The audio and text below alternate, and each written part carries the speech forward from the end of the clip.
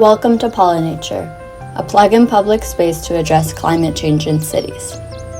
In the context of climate change, extreme heat and extreme weather events are becoming more common every year. Polinature works with a simple kit of parts in order to introduce climatic comfort and to attract pollinators to urban areas that would otherwise not have either. It does this through low-tech, low-cost means in order to improve access to comfort for all community members, thus improving equity in cities and access to healthy living environments.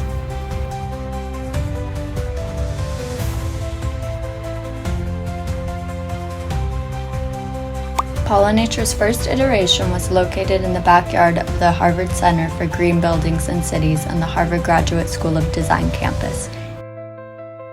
Solar panels placed on top of Polinature power all of its needs, including irrigation, sensors placed inside and outside of the structure which measure and compare climatic conditions, an inflatable canopy which responds to those sensors by releasing a breeze when high levels of heat have been reached, a web display which shares the data collected by Polinature to users, and finally lighting inside of the inflatable canopy which illuminates the space and activates it at night.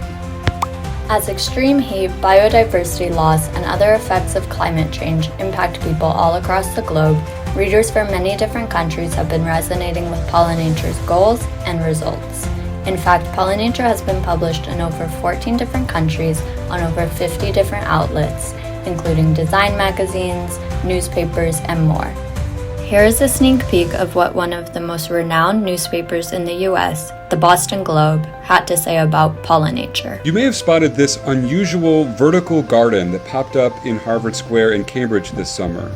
It's called Polinature, and it's an experimental structure filled with native plants and assorted gizmos, and it's designed to do a few things all at once that address the impacts of climate change.